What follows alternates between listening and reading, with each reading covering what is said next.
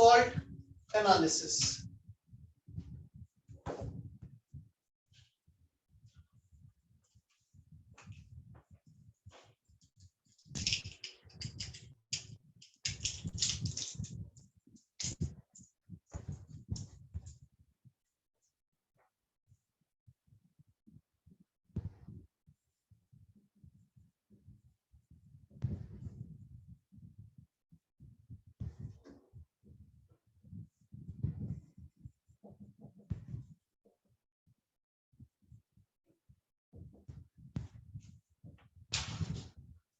Salt analysis is divided in two part.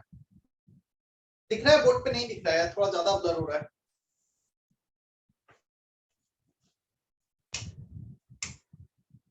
अभी दिख रहा है क्या?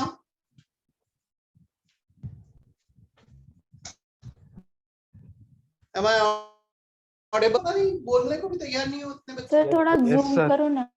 क्लियर है सर। सही है सर। शाइन कर रहे हैं। चलो, मैंने एक्चुअली रेड से हेडिंग लिखा था, मैं ब्लैक से लिखता हूँ। Salt analysis, first part anionic analysis, second part cationic analysis. This is also acidic radicals analysis. This is for basic radicals analysis. Clear?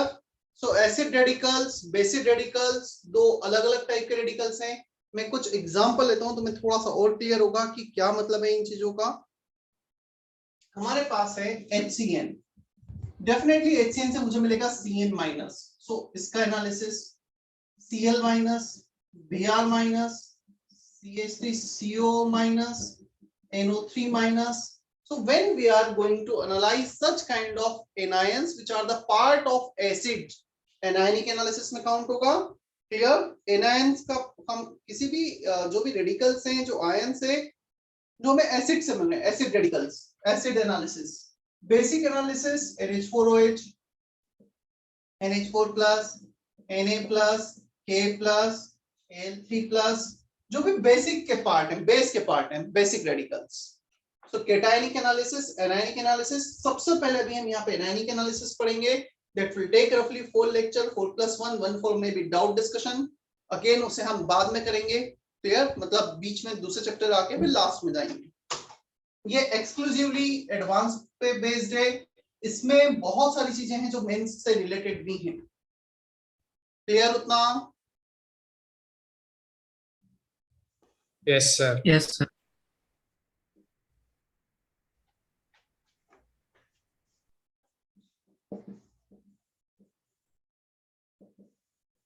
Acid radicals.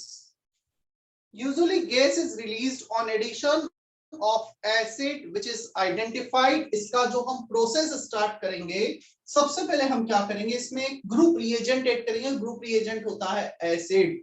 So on addition of acid, on addition of acid, usually gas is released which is further identified। जो gas release होगा उसका further identification होगा। सो हमने H+ add किया, H+ add करने पे कुछ gas release होगा जिसका आइडेंटिफिकेशन होगा। Is that okay? Yes sir.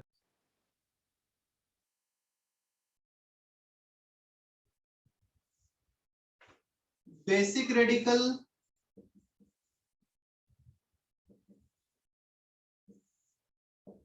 अब यदि बेसिक रेडिकल है तो इनका क्या होता है, जनरली इनका हम सिलेक्टिव प्रेसिपिटेशन परफॉर्म करते हैं by addition of a suitable reagent।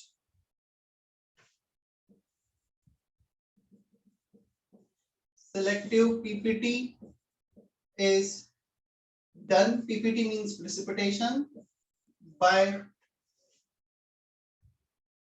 addition of reagent। कुछ reagent ऐड करके precipitation हम सिलेक्टिव प्रेसिपिटेशन मतलब क्या होगा, लेट्स से हमें एक्सपेक्टेड है we can have 4 5 6 different kind of ions, हमें नहीं पता उसमें से कौन सा है, हमें इतना एक्सपेक्टेड है 4-5 में से कोई है। तो हम पहले लेट्स हमने इसमें ऐड कर दिया सल्फाइड आयन, तो सल्फाइड के साथ प्रेसिपिटेट हो सकते हैं लाइक ZnS H2S3, मतलब कुछ सिलेक्टिव प्रेसिपिटेशन होगा। चलो ये क्या है, तो हमें ये पता है इसके साथ ये प्रेसिपिटेट बना सकते हैं। अब जो प्रेसिपिटेट मिलेगा उसको हम फर्दर आइडेंटिफाई करेंगे, फर्दर उस पे रिएक्शंस दूसरे परफॉर्म करेंगे। Addition of reagent and PPT is analyzed further। Clear? जैसे यहाँ पे गैस को एनालाइज किया था, यहाँ पे PPT को एनालाइज करेंगे। Is that okay? Basic logic. Her acid radicals में हम कुछ एसिड ऐड करेंगे, कुछ गैस मिलेगी, या हो सकता है डायरेक्ट मिल जाए। Sometimes we get the gas on heating. Sir ये फर्स्ट पेज ही है ना?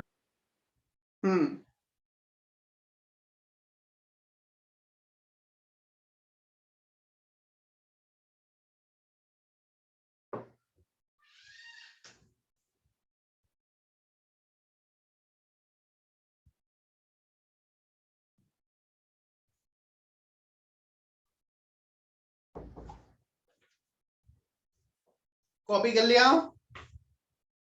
रुको सर, एक मिनट।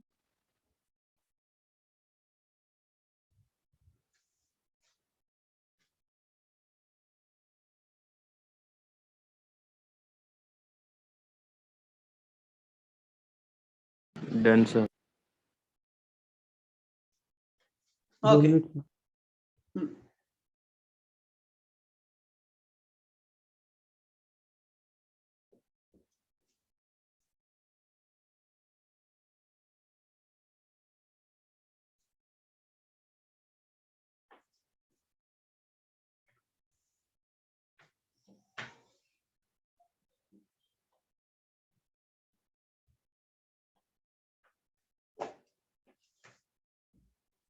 देखो, बिफोर स्टार्टिंग मेन टेस्ट हम हमेशा कुछ प्रिलिमिनरी टेस्ट करते हैं, कुछ उसका अपीयरेंस देखते हैं, कलर देखते हैं, स्मेल देखते हैं, और फिर फर्दर टेस्टिंग परफॉर्म करते हैं, ताकि हमें एक रफ आइडिया हो वो आयंस, एनायन, केटायन कौन सा हो सकता है।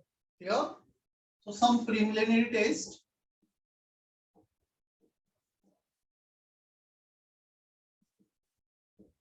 एक रफ आइडिया हमें मिलेगा यहाँ से प्रिलिमिनरी टेस्ट से।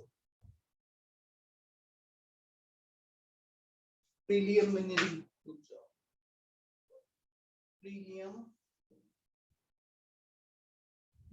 टेस्ट, इसे ड्राई टेस्ट भी कहा जाता है। ड्राई टेस्ट मतलब अभी एक्वस सॉल्यूशन में हम कुछ रिएक्शंस वगैरह परफॉर्म नहीं करेंगे, उसको परफॉर्म करने के पहले, वेट टेस्ट को परफॉर्म करने के पहले we have to perform this preliminary test, जिससे एक रफ आइडिया हमें मिलेगा।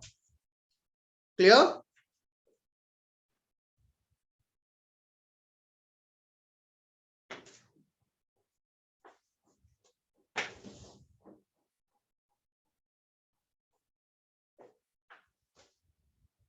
first dry test, preliminary test, physical appearance.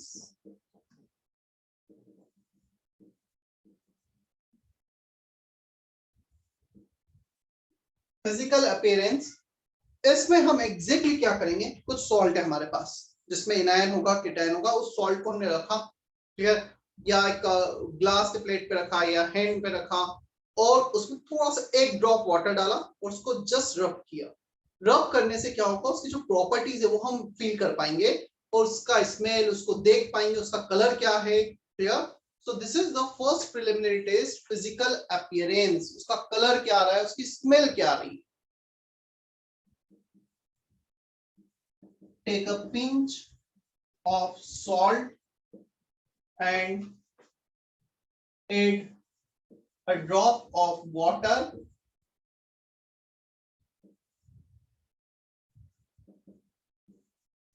and rub with the hand। Clear? हम कुछ ड्रॉप ऑफ वाटर लेंगे, उससे रब करेंगे एंड रब इट। देखो, अब इससे कुछ क्या क्या आइडेंटिफाई कर सकते हैं। If we are getting ammoniacal smell, यदि लेट से हमें उसको रब करने के बाद कुछ अमोनिकल स्मेल मिल रही है, then we can say that ammonical smell will be there due to presence of ammonium ion. So salt में ammonium ion रहा होगा, इसलिए ammonical smell मिल रही है. Yeah?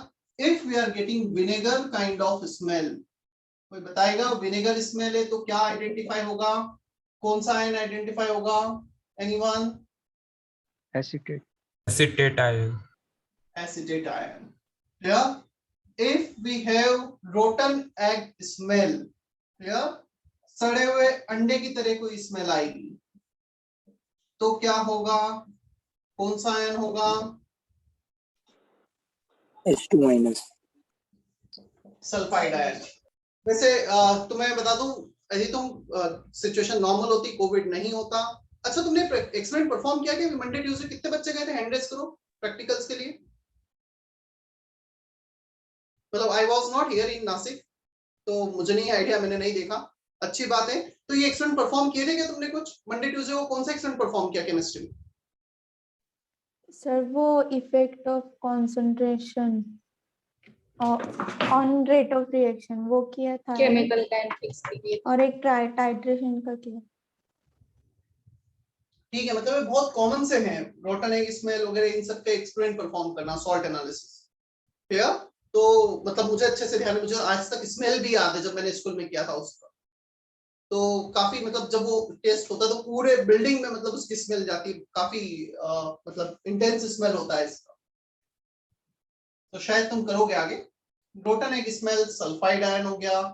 और यदि बर्निंग ऑफ सल्फर स्मेल होगा, बर्निंग सल्फर स्मेल, तो फिर होगा वो SO2, बर्निंग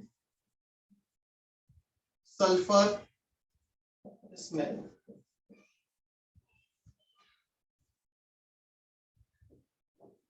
तो कुछ 3-4 आयन से जिनके स्मेल वेल नोन होते हैं.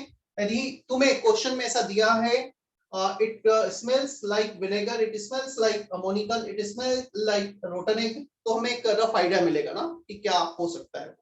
डेफिनेटली सिर्फ इनसे मैं जज नहीं कर सकता हूँ, बट हमें एक रफ आइडिया जरूर मिल जाएगा कि ये पॉसिबिलिटी हो सकती है.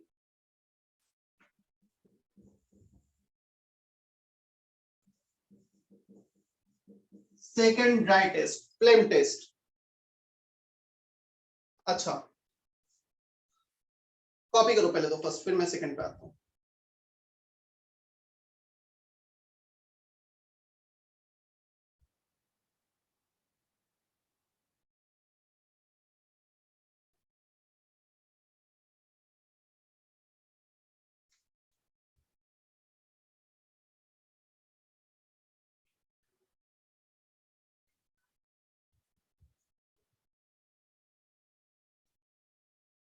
देखो, फ्लेम टेस्ट तुम्हें याद है? एस ब्लॉक का फ्लेम टेस्ट, BCA मैंने पढ़ाया था नहीं?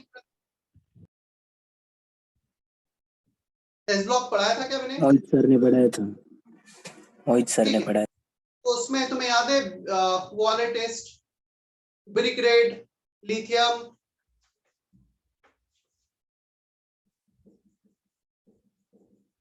चलो जल्दी से कलर बताओ क्या था इसका? Crimson red. Crimson red.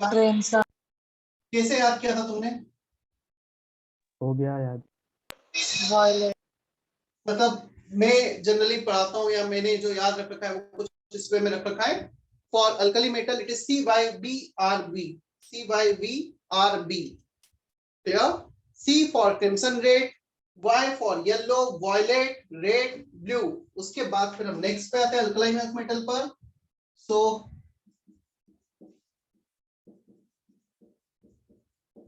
इन दोनों का फ्लेम टेस्ट नहीं देते हैं क्योंकि ये विजिबल रेंज में एक्साइटेशन डी एक्साइटेशन नहीं होता है, due to high excitation energy, high ionization energy. और इनका कलर होता है BCA, CYBRB, BCA. मतलब फर्स्ट नेम याद रखोगे तो तुम फुल नेम याद रख सकते हो. B for blue, crimson red, और इसका Apple green. Is that okay? तो ये फ्लेम टेस्ट ऑलरेडी तुमने पहले भी पढ़े हैं एस ब्लॉक में, वापस से यहाँ पर आ रहे हैं. तो बहुत सारी चीजें ना जो अलग अलग चैप्टर्स में मिक्स होंगी ब्लॉक केमिस्ट्री में और यहाँ पर. तो इसलिए इसका यूज मैं बोलूंगा, एक बार तुमने पढ़ रखे, एक बार यहाँ भी पढ़ लेंगे तो जो मेंस में भी क्वेश्चन आ रहे हैं वो सारे बन जाएंगे फिर इजीली। ठीक है, अब फ्लेम टेस्ट क्वेश्चन आता है। फ्लेम टेस्ट हम परफॉर्म कैसे करते हैं? एक प्लेटिनम वायर को लिया जाता है, उस प्लेटिनम वायर में कंसंट्रेटेड HCl को लगाया जाता है, फिर जो सॉल्ट है हमारा जिसका हम एनालिसिस कर रहे हैं उसमें उसको डिप किया जाता है। अब HCl और सॉल्ट के आयंस, मतलब सॉल्ट ही मान लो, चलो मैं सॉल्ट मान लेता हूँ, लेट्स हमारे पास कुछ सॉल्ट है पोटेशियम का, अब पोटेशियम HCl के साथ मिलकर KCl बना देता है। क्लियर? अब क्वेश्चन आया क्यों हम HCl के साथ रिएक्शन करवाना चाह रहे हैं सॉल्ट की? क्योंकि क्लोराइड जो होते हैं उनका वोलेटिलिटी ज्यादा होती है, इजीली वेपराइज हो जाते हैं। अब उसको हम फ्लेम में रखते हैं, फ्लेम में रखेंगे तो इजीली वेपराइज होंगे और हम उसका कलर आइडेंटिफाई कर पाएंगे। सो एक प्लेटिनम वायर पे HCl लगाया, HCl के बाद उसको सॉल्ट में डिप किया, सॉल्ट उसके आसपास सॉल्ट लगाया और फ्लेम में रखा। अलग अलग कलर मिलेंगे, अलग अलग कलर से हम बेसिक आइडेंटिफिकेशन कर सकते हैं कि ये पॉसिबल आयन रहा होगा। Is that okay? क्या इतना क्लियर है? Sir yes. सर अगर HCl एक्वियस मीडियम में नहीं है तो वो एसिडिक कैरेक्टर कैसे दिखाएगा? फिर से बोलो। HCl अगर एक्वियस सॉल्यूशन में नहीं है या फिर एक्वियस मीडियम में नहीं है तो वो एसिडिक बिहेवियर क्यों दिखाएगा? एसिडिक बिहेवियर का मैंने नहीं बोला, 2 मिनट मैं लिखाता हूँ फिर वापस आता हूँ उस पॉइंट पे। एसिडिक बिहेवियर तो मैंने बोला ही नहीं है। Platinum wire dipped in concentrated HCl, मतलब कैसे इस टेस्टिंग को हम परफॉर्म कर रहे हैं ये मैं बता रहा हूं। In concentrated HCl and salt, जिस सॉल्ट का हमें एनालिसिस करना है, and then brought into contact with non luminous flame.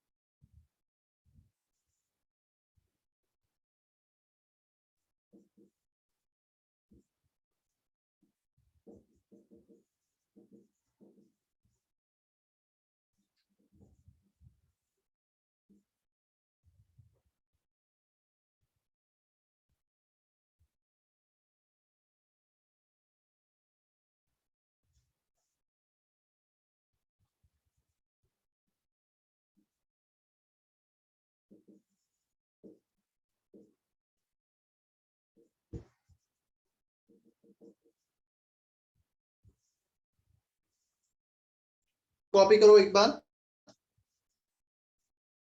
Sir हम प्लैटिनम वायर के जगह पे निक्रोम वायर ऐसे कुछ ले सकते हैं? बेसिकली हमें ऐसा वायर लेना है जो रिएक्शन में इन्वॉल्वमेंट ना हो जिसका, बस।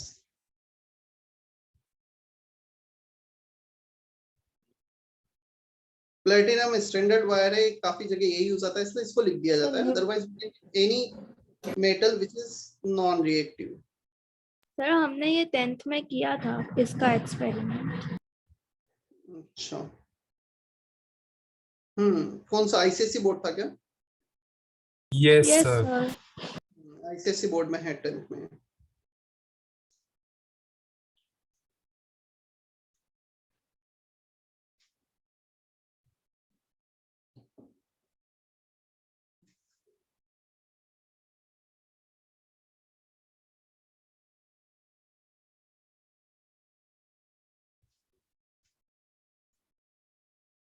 और उसको HCl में इसलिए डिप किया गया है ताकि HCl, यहाँ पे एसिड बेस से मतलब नहीं है, HCl उन मेटल आयन से, Li है तो LiCl, Na तो NaCl, KCl, RbCl, उनसे इजीली रिएक्ट करके क्लोराइड्स बना दे। और क्लोराइड्स जब हम कांटेक्ट में लाएंगे नॉन लुमिनस बुनसन फ्लेम में तो वो ज्यादा वोलेटाइल होगा, ज्यादा रिएक्ट कर पाएगा।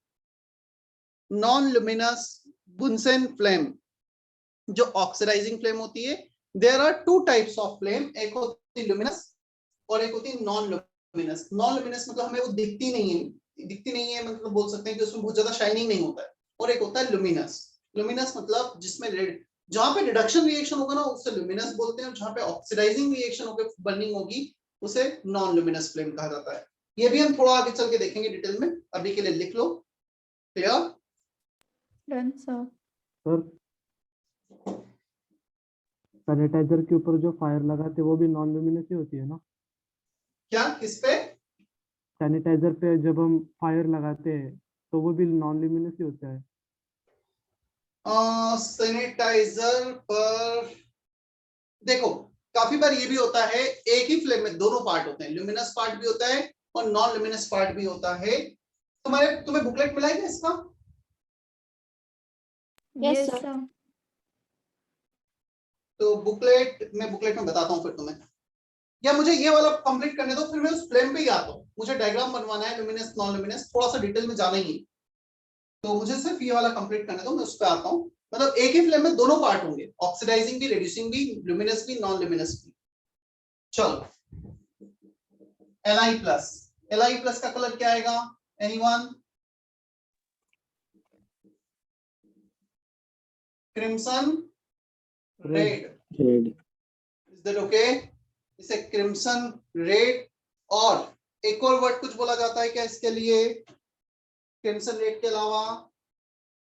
Carmine red. Carmine red. Crimson red और carmine red. Lithium, sodium plus.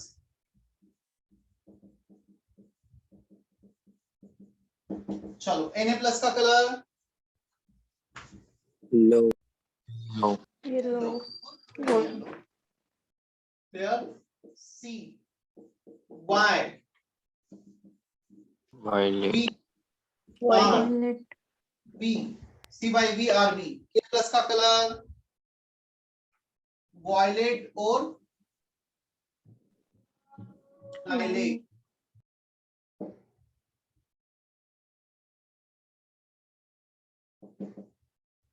इसका कलर क्या होगा? Red violet. CS+ blue colour. Clear? अच्छा, CS+ के साथ साथ ब्लू कलर Pb2+ और Bi3+ का भी होता है, उससे भी मैं यही लिखा देता हूं, Pb2+ and Bi3+, they can also have blue color। ठीक है, अब हम बात करते हैं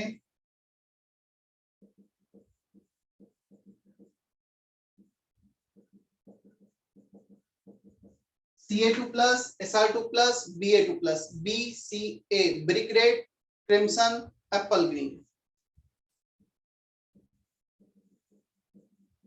brick red, BCA, crimson, Apple green colour. Clear? Apple green colour बोल सकते हो, और क्या बोल सकते हैं हम इसको? Yellowish green.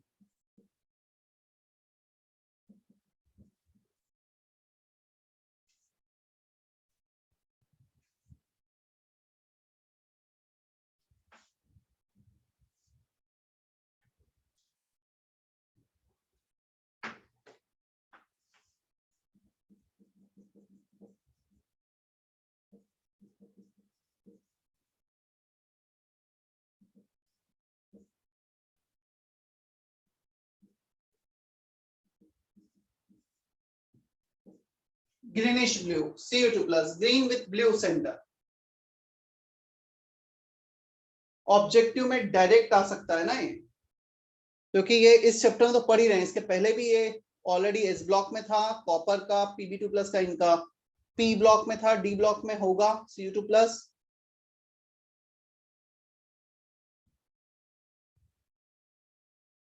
सर Sr2+ का सिर्फ क्रिम्सन ही है? हाँ, सिर्फ क्रिम्सन बोलते हैं।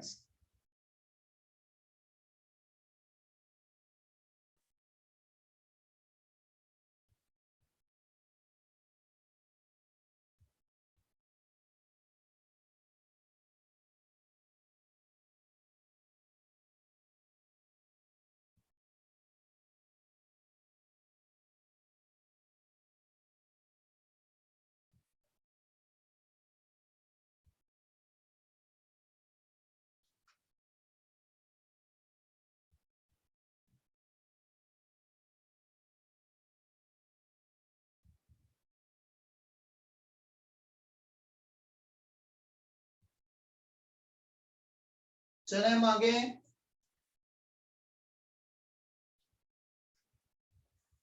हो गया कॉपी? Yes, sir.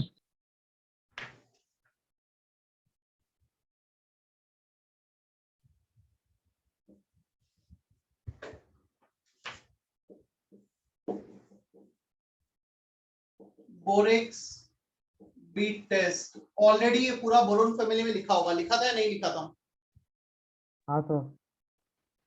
ठीक है, मैं वापस से लिखा रहा हूँ। तो बोरेक्स बीट टेस्ट से बहुत फ्रिक्वेंटली क्वेश्चंस बनते हैं। मान के चलो एक क्वेश्चन या तो मेंस में एडवांस में आना ही आना है, क्योंकि दो अलग अलग चैप्टर्स में है। क्लियर? नीट में भी आता है, आईआईटी में भी आता है, मेंस में, एडवांस में, एक एग्जाम में तो आ ही जाता है कुछ ना कुछ।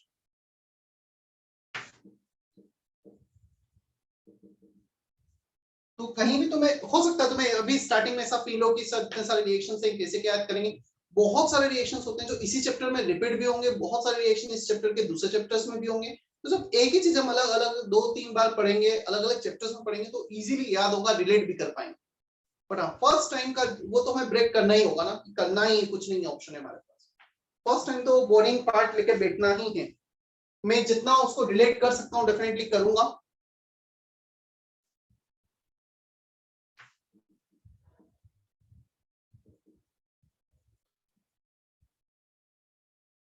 On heating, borax form a glassy colorless bed of NaBO2 and B2O3. Borax form a glassy colorless bed of NaBO2, sodium metaborate कहा जाता है NaBO2 and B2O3।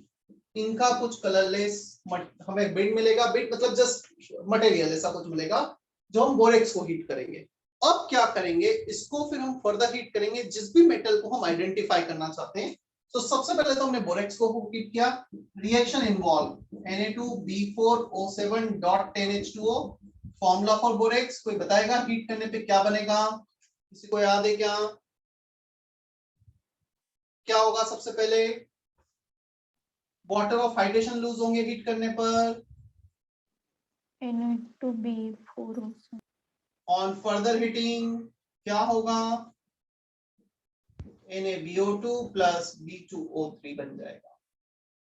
2 times of NaBO2 plus B2O3, 7 oxygen, 4 boron, 2 sodium. तो अभी हमने जब heat किया तो basically हमें ये मिल गया है जो ऊपर लिखा है। क्या यहां तक क्लियर है सभी को?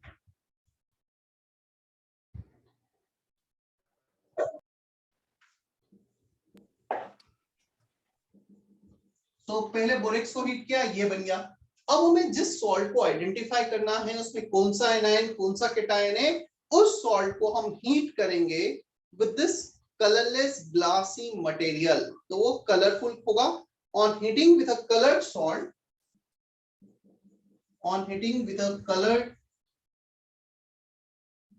salt, जो भी colored salt है जिसको मैं आइडेंटिफाई करना है, with this glassy bed,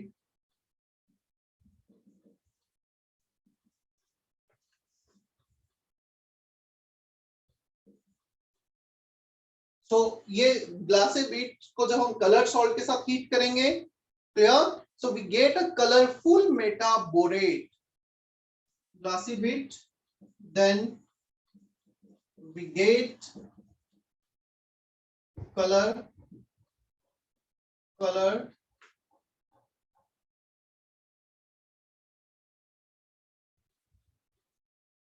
metal borate. यार जो भी मेटल है हमारे पास उसका कलर्ड मेटाबोरेट हमें मिल जाएगा इन ऑक्सीडाइजिंग फ्लेम।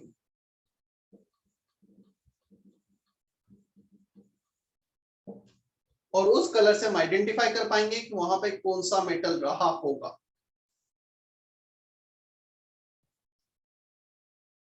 किसी को रिएक्शन याद है? क्या रिएक्शन होता है?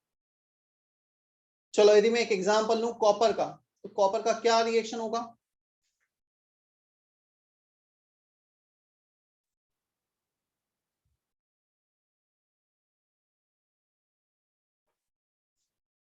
CuSO4 लिया मैंने लेड से। चलो मैं दोनों रिएक्शन लिखता हूँ, ऑक्सीडाइजिंग फ्लेम में भी और रिड्यूसिंग फ्लेम में।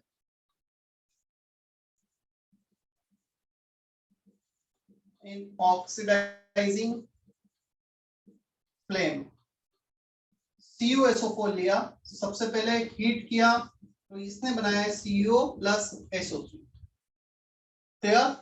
CO प्लस SO3 बन गया ऑक्सीडाइजिंग फ्लेम में। अब ये CO जो हमारे पास कॉपर ऑक्साइड बना है, it will react with B2O3, clear, और ये बनाएगा मेटाबोरेट CuBO2 होल ट्वाइस। इसे बोला जाता है कॉपर मेटाबोरेट, जिसका कुछ कलर होगा, इस केस में ये ब्राउन रेड कलर का होता है।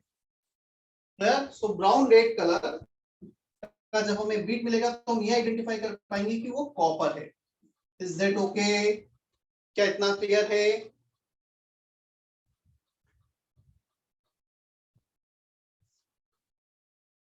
एक मिनट रुको, मैं oxidizing flame brown red, reducing flame, ये रिड्यूसिंग फ्लेम का कलर है, थोड़ा सा यहाँ पे ब्लू कलर आएगा ऑक्सीडाइजिंग फ्लेम में, और रिड्यूसिंग फ्लेम में आता है brown red colour.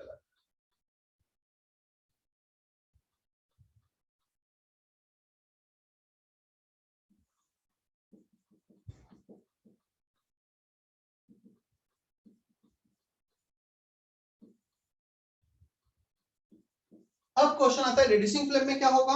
Reducing flame में होगा ये जो CuBO2 होल ट्वाइस बना है हमारे पास, क्लियर, ये जो बना है रिड्यूसिंग। ऑक्सीडाइजिंग फ्लेम मतलब जहां पे ऑक्सीजन एक्सेस में ऑक्सीजन के साथ रिएक्शन हो रहा है, ऑक्सीडाइज हो रहा है। रिड्यूसिंग फ्लेम मतलब कार्बन है, फ्यूल में बर्न कर रहे हैं हम, कार्बन है, तो carbon can produce reducing flame. यदि कार्बन इससे रिएक्ट करेगा तो यहाँ पे बनेगा CuBO2 होल ट्वाइस, मतलब यही है, और इसके साथ मतलब कॉपर पहले +2 में था, +1 में चला जाएगा, बस इतना होगा, +2 से +1 रिडक्शन हो रहा है। कॉपर CuBO2 1, यहाँ पे CuBO2 होल ट्वाइस था, कुछ अमाउंट कॉपर का भी मिलेगा, मतलब +2 से +1 और 0 में जाएगा वो, plus at the same time यहाँ पर हमें मिलेगा B2O3 और कार्बन का बन जाएगा CO। कार्बन खुद ऑक्सीडाइज होगा, इसे रिड्यूस करेगा, रिड्यूसिंग फ्लेम, और इसमें इसका कलर होता है brown red, brown red colour. क्या इतना क्लियर है हमें?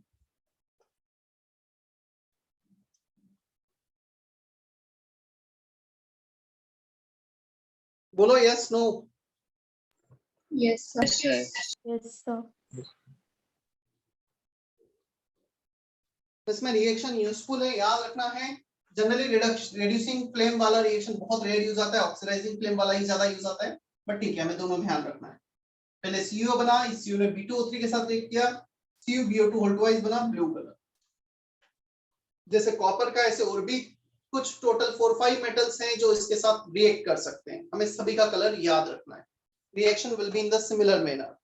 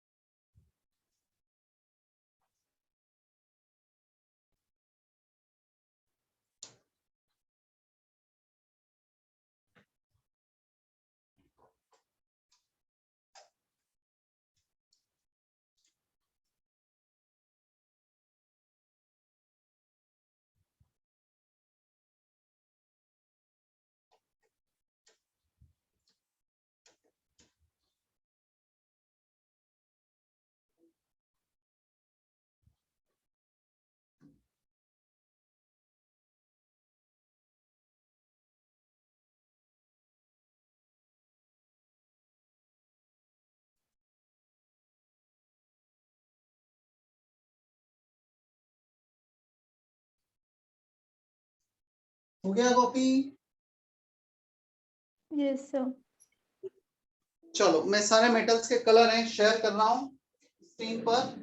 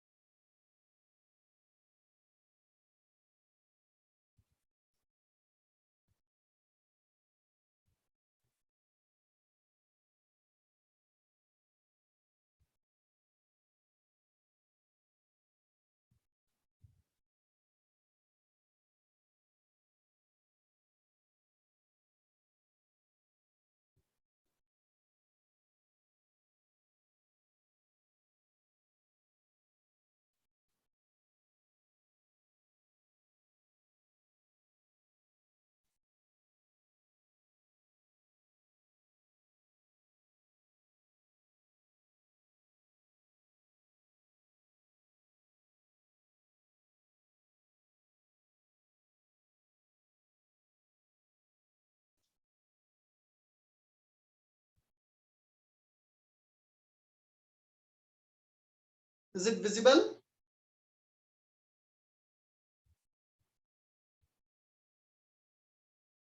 Yes, Is sir. it visible or not?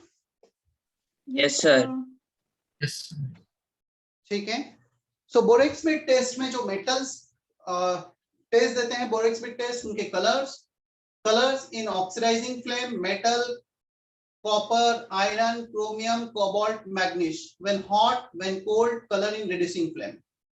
इसमें ऐसा नहीं कि तुम्हें इतने 4-4 कलर याद रखने होंगे, काफी कुछ तुम देखोगे कि सिमिलर काइंड ऑफ है, मतलब बहुत ज्यादा वो नहीं है। कॉपर का green colour when hot, blue colour when cold, clear, और उसमें colourless and brown red. Iron का जनरली हम कोल्ड वाला याद रखते हैं, जो नॉर्मल टेम्परेचर पे आने के बाद कलर होगा। Iron brown yellow, pale yellow, bottle green, उन दोनों में सेम है। कोबाल्ट का हर केस में ब्लू कलर है। क्रोमियम का सिर्फ ऑक्सीडाइजिंग फ्लेम में जब हॉट है तब येलो है, अदरवाइज सब में ग्रीन है। कॉपी कर लो जल्दी से।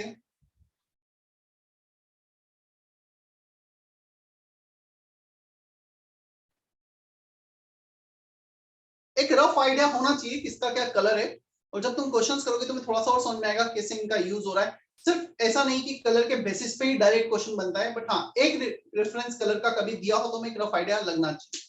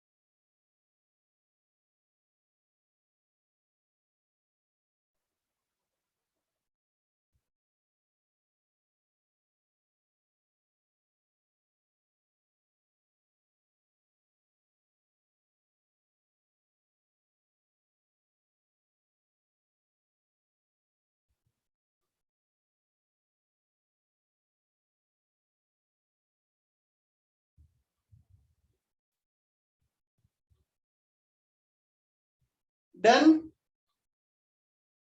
हो गया कॉपी? नहीं सर, बाकी है। No, sir. No, sir.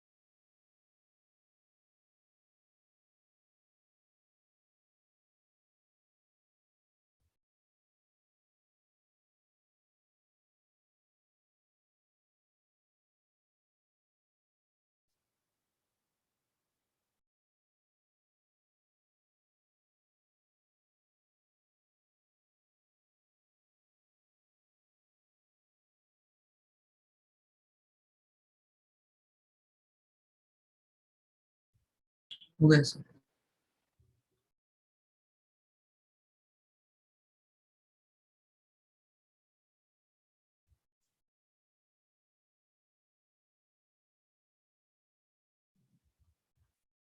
Heating effect, इसमें भी काफी कुछ रिएक्शंस हैं जो मुझे बोर्ड पे लिखनी होगी, मैं यहीं पे बता देता हूं। हिटिंग इफेक्ट में देखो अगेन ये बहुत सारे अलग अलग चैप्टर्स की बस रिएक्शंस को यहाँ पे लिखा गया है, ऐसा नहीं कि ये रिएक्शन सिर्फ इसी चैप्टर्स की, मतलब कुछ एस ब्लॉक की, कुछ पी ब्लॉक की, कुछ डीएनए ब्लॉक में हम आगे पढ़ेंगे, but they are quite useful reactions, बहुत फ्रिक्वेंटली क्वेश्चंस यहाँ से बनते हैं, और डायरेक्ट क्वेश्चन नहीं बन रहा तो क्वेश्चंस में यूज आता है इनका। कार्बोनेट्स, जब कार्बोनेट्स को हम हीट करेंगे तो क्या प्रोडक्ट मिलेगा? Alkali metal carbonates do not decompose on heating except Li2CO3 because of high covalent character. देखो यदि हम Li2CO3 की बात करें, इसका केटायन छोटा है, ज्यादा पोलराइजेशन है, ज्यादा कोवेलेंट कैरेक्टर है, तो ये डिसोसिएट होता है। बचे हुए सारे अल्कली मेटल कार्बोनेट डिसोसिएट नहीं होते because of less covalent character and more ionic character. Thermal stability increases if ionic character increases, जितना ज्यादा आयोनिक नेचर उतना स्ट्रॉन्ग बॉन्ड, उतना ज्यादा थर्मल स्टेबिलिटी। तो यहाँ पे Li2CO3 को तुम देख रहे हो, हीट करा Li2O बना, CaCO3 PbCO3 सब कुछ इस टाइप से रिएक्शन दे रहे हैं। Ag2CO3 में पहले Ag2O बनेगा, स्ट्रॉन्गली हीट करने पे फिर Ag बनेगा। क्या कार्बोनेट के रिएक्शंस क्लियर हैं सभी को? Yes, sir. बोलो yes no.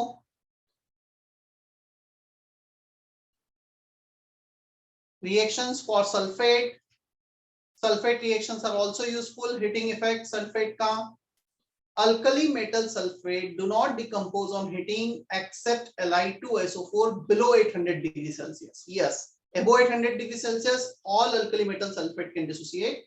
So below 800 degree Celsius metal sulfate generally metal oxide और SO3 में dissociate होगा। Above 800 degree Celsius जो SO3 बना है वो फर्दर SO2 और O2 में डिसोसिएट होता है। क्लियर, जनरलाइजेशन हो गया।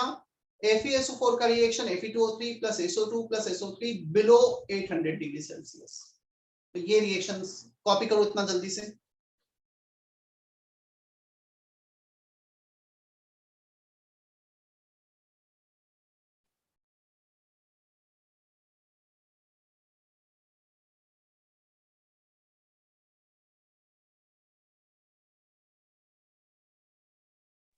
सर एक Again, मिनट थोड़ा नीचे स्क्रॉल करो ना। मतलब क्या नहीं दिख रहा है ये बताओ। वो ऊपर का हेडिंग। हेडिंग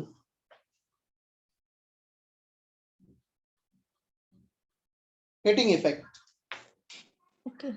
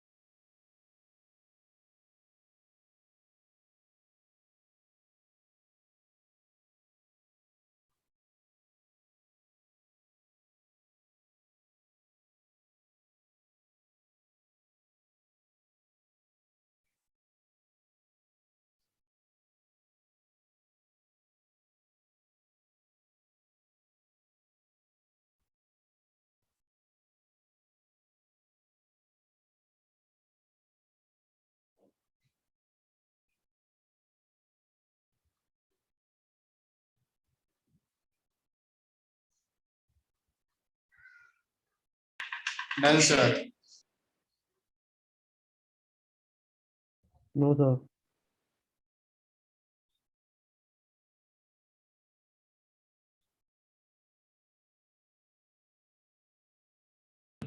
सर वो सल्फेट्स में एक्सेप्ट के बाद क्या लिखा हुआ है?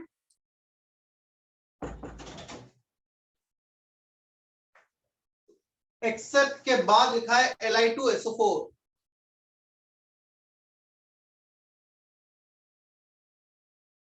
Right, okay sir. ये वाला पॉइंट ना, yes sir, yes sir. Li2SO4।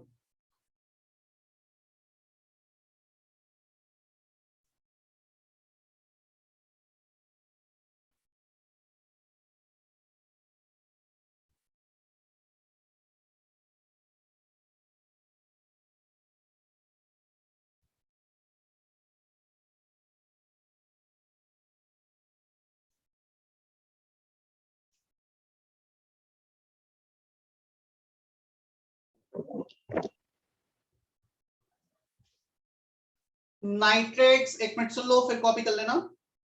Nitrates on hitting gives, यदि मैं अल्कली मेटल नाइट्रेट्स की बात करूंगा, सिर्फ लिथियम का एक्सेप्शनल बिहेवियर है। Lithium nitrates give Li2 oxide NO2। Other 400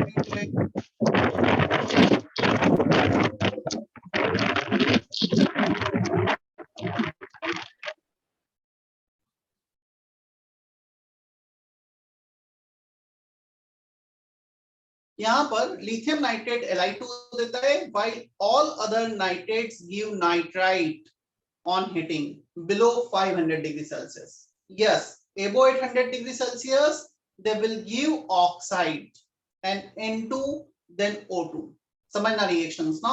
NO2 एक ब्राउन कलर गैस है, कभी ऐसा बोला गया कि अल्कली मेटल नाइट्रेट है और ब्राउन कलर गैस दे रहे हैं, इसका मतलब वो लिथियम नाइट्रेट होगा। और यदि कोई नहीं दे रहे हैं, then it will not be lithium nitrate। Sodium nitrate, potassium nitrate, they do not give। Please mute yourself।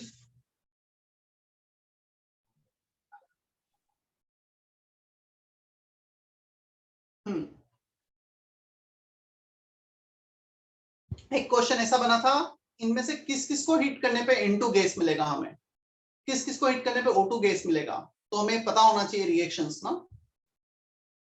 कर लो सारे कॉपी।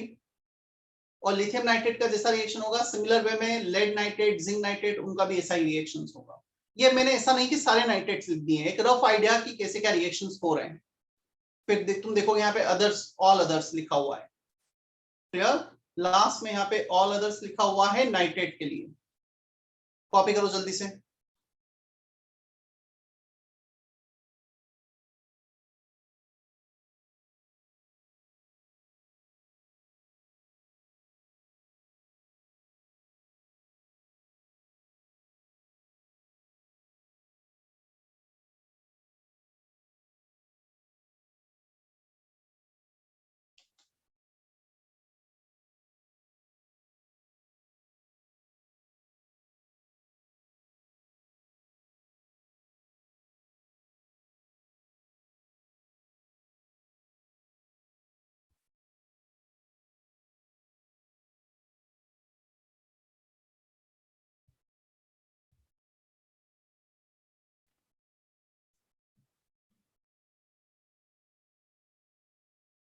हो गया कॉपी?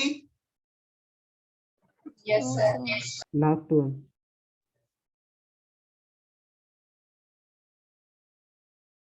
चलो अब अमोनियम सॉल्ट्स में थोड़ा सा अंडरस्टैंडिंग पार्ट है, सुन लेना पहले फिर कॉपी करना। मुझे शायद थोड़ा बोर्ड पे भी एक्सप्लेन करना पड़ेगा ये। अमोनियम में या तो यहीं पे एक्सप्लेन करता हूं, पेन पे ही देखो। इस केस में समझने का है ना थोड़ा सा। अमोनियम सॉल्ट्स जहां पे NH4 का इन्वॉल्वमेंट है, सो अमोनियम सॉल्ट के केस में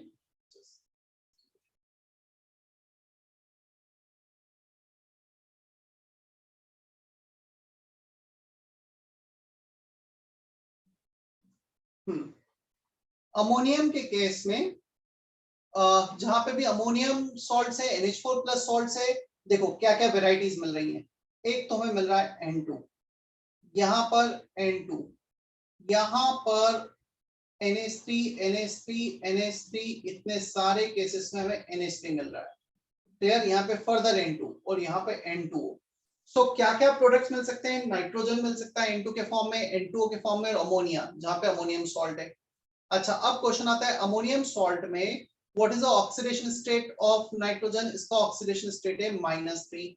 नाइट्रोजन के पॉसिबल ऑक्सीडेशन स्टेट कितने हो सकते हैं? -3 to +5। मतलब इसके पास ऑप्शन है ऑक्सीडाइज होने का। यदि ये किसी ऐसे आयन के साथ अटैच है जो ऑक्सीडाइजिंग नेचर का है, ऑक्सीडाइजिंग नेचर का है, तो वो इसे ऑक्सीडाइज कर देगा और खुद एनायन रिड्यूस हो जाएगा। जैसे कि फर्स्ट केस में क्रोमियम +6 में chromium has tendency to go from +6 to +3, तो ये खुद रिड्यूस होगा और नाइट्रोजन को ऑक्सीडाइज करेगा -3 से 0 में, N2 गैस रिलीज करेगा। NH4 whole twice ClO4, chlorine ClO4 minus में +7 में है, ये खुद भी रिड्यूस हो सकता है 0 में और नाइट्रोजन को ऑक्सीडाइज करेगा -3 से 0 में। समझ में आ रहा है क्या पहले दो रिएक्शन? यहाँ पर एनायन ये एक ऑक्सीडाइजिंग एजेंट जैसा एक्ट कर सकता है, खुद रिड्यूस होगा, ये भी ऑक्सीडाइजिंग एजेंट जैसा एक्ट कर सकता है, खुद रिड्यूस होगा। So they will oxidise nitrogen from -3 to 0। अब तुम देखोगे Cl-1 में, इस थर्ड केस में, तो Cl-1 से तो अब खुद रिड्यूस तो होगा नहीं, इसके पास ऑक्सीडेशन का ऑप्शन नहीं है, तो ये NH3 बनाएगा जिसमें नाइट्रोजन का ऑक्सीडेशन स्टेट मेंटेन है -3 to -3। So whenever we get oxidizing anion, then NH3 is formed. Clear? और यदि नॉन ऑक्सीडाइजिंग एनायन है तो फिर अमोनिया बनेगा। तो जनरलाइजेशन कर दिया है हमने कुछ कुछ। क्या किसी को डाउट है यहाँ तक? कहाँ नाइट्रोजन बन रहा है और कहाँ पे अमोनिया बन रहा है? CO3-, Cl-, they are non oxidizing nature, ये खुद रिड्यूस नहीं होते हैं। यार यदि खुद रिड्यूस नहीं होते हैं तो फिर ये नाइट्रोजन को ऑक्सीडाइज नहीं कर पाएंगे। अब लास्ट दो केसेस पे आ जाता हूं मैं। लास्ट दो केसेस में NH4NO2 एंड NH4NO3, जब ये हीट करोगे नाइट्रोजन -3 नाइट्रोजन +3, नाइट्रोजन -3 नाइट्रोजन +5, सो दोनों का एवरेज वैल्यू -3 +3 का एवरेज कितना होगा? एनीवन? -3 और +3 का एवरेज वैल्यू -3 +3 को ऐड करके हाँ 0, तो N2 बन गया। -3 और +5 का एवरेज वैल्यू 1। 1, तो इसमें नाइट्रोजन +1 में चला जाएगा, यहाँ पे +1 और यहाँ पे 0। आया समझ में? तो नाइट्रोजन के अपना एवरेज वैल्यू पे चले जाएंगे लास्ट टू केस में, क्योंकि एनायन में भी नाइट्रोजन है, केटायन में भी नाइट्रोजन, एनायन में भी नाइट्रोजन। और ये तुमने पढ़ा होगा, कहां पे पढ़ा होगा? पी ब्लॉक में, नाइट्रोजन फैमिली में। क्या ये रिएक्शंस क्लियर है अमोनियम सॉल्ट्स के? Yes Yes, sir. Miscellaneous reactions, KMnO4 on heating give K2MnO4, MnO2O2। So KMnO4 +7 oxidation state में है, वो रिड्यूस होगा +6 एंड +4 में और ऑक्सीजन को ऑक्सीडाइज करेगा -2 से 0 में। This is not a disproportionation reaction क्योंकि Mn से प्रोड्यूस हो रहा है। K2Cr2O4 को हिट करने पे K2Cr2O7 Cr2O3 + O2 ये कुछ बनेगा। Pb + O2 give PbO, PbO + O2 give Pb3O4, जिसे हम सिंदूर बोलते हैं। 470 डिग्री सेल्सियस कर लो जल्दी से कॉपी सारे रिएक्शंस। तुम्हें पता है अभी तक मैंने एनायनिक एनालिसिस स्टार्ट भी नहीं किया है, उसके बेसिक जो सारे दूसरे चैप्टर के यूज आने वाले हैं ना, जो पी ब्लॉक में, डीएनए ब्लॉक में, एस ब्लॉक में, वो हम पढ़ रहे हैं अभी। तो अच्छी बात है, जो ऑलरेडी हमने एक बार किया उसको डबल से लिख भी रहे हैं और पढ़ भी रहे हैं।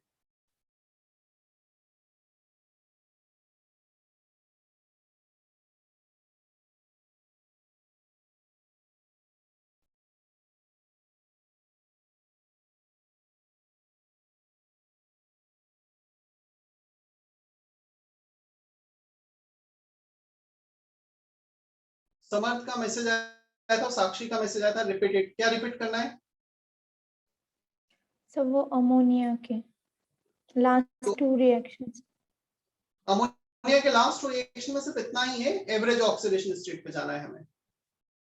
और एक केस में नाइट्रोजन का ऑक्सीडेशन स्टेट है, अमोनिया के केस में तो -3 है, यहाँ पर +3, तो एवरेज हो गया 0। यहाँ पे -3 एंड +5, तो -3 + 5/2 का एवरेज हो गया +1। ठीक है, Yes.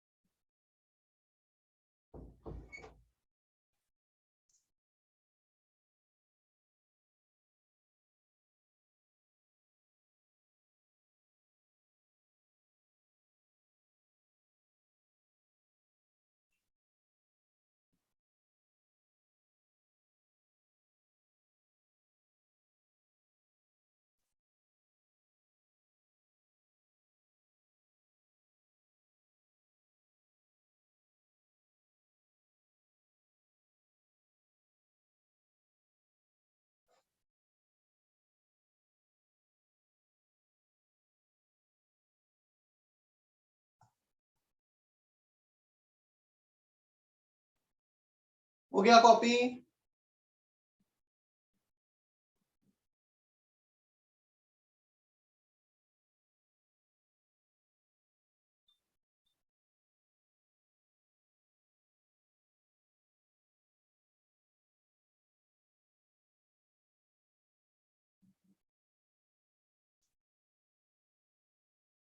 Done? No, sir. Yes.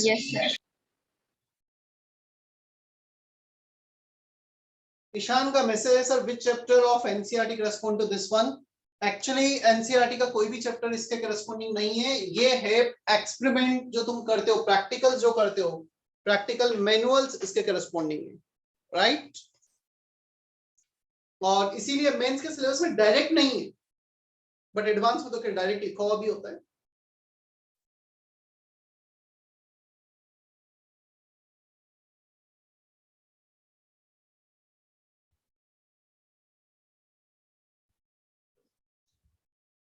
मैं तुम्हें कुछ सोलिबिलिटी चार्ट, मतलब कौन से सॉल्ट, काफी बार होता है this form precipitate, this form salt, soluble salt, तो कौन सा सोल्युबल होता है, कौन सा प्रेसिपिटेट होता है, ये इसका एक शेयर करता हूं ग्रुप पर, जो तुम्हें कॉपी करना है। एक जस्ट इंफॉर्मेशन है, मतलब ऐसा नहीं कि पूरा 100% तुम्हें याद ही करना है। मैं बताता हूँ क्या शेयर करने वाला हूँ। दिस सोलिबिलिटी चार्ट, CO3 2- कहाँ किस टाइप के कार्बोनेट सॉल्युबल हैं, किस टाइप के कार्बोनेट इनसॉल्युबल हैं, बाइकार्बोनेट, सल्फाइड, बाइसल्फाइड, सल्फाइड, ये सारे केसेस क्लियर, मतलब नोट डाउन कर लेना। स्पेशली इसमें ब्रोमाइड, आयोडाइड, क्लोराइड काफी यूजफुल होते हैं, हमें एग्जैक्ट पता लगना चाहिए कब वो प्रेसिपिटेट बनाएंगे, कब प्रेसिपिटेट नहीं बनाएंगे। Precipitate means which is insoluble, जो सॉल्युबल होते हैं वो प्रेसिपिटेट नहीं बनाएंगे। चलो, एक बेसिक इंट्रोडक्शन हमारा आज एनायनिक एनालिसिस का हुआ। अब नेक्स्ट लेक्चर से हम स्टार्ट करेंगे एनायनिक एनालिसिस। इस वीक में जो 3 लेक्चर है, मैक्सिमम पार्ट इस वीक में ही खत्म हो जाएगा इस चैप्टर का।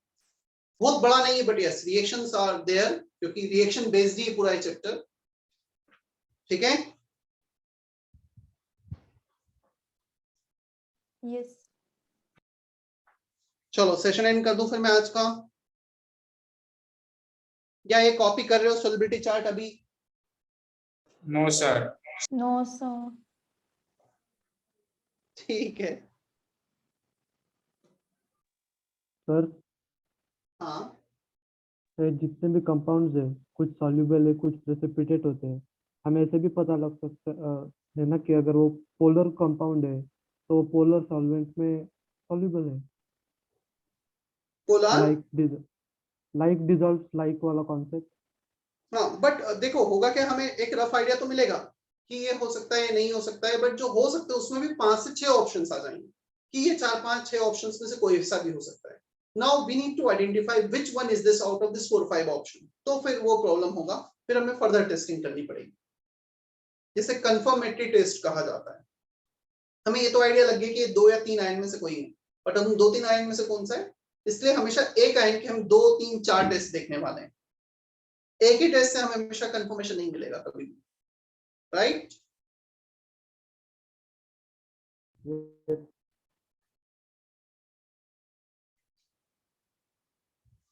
सेशन एंड कर दूं फिर मैं अभी।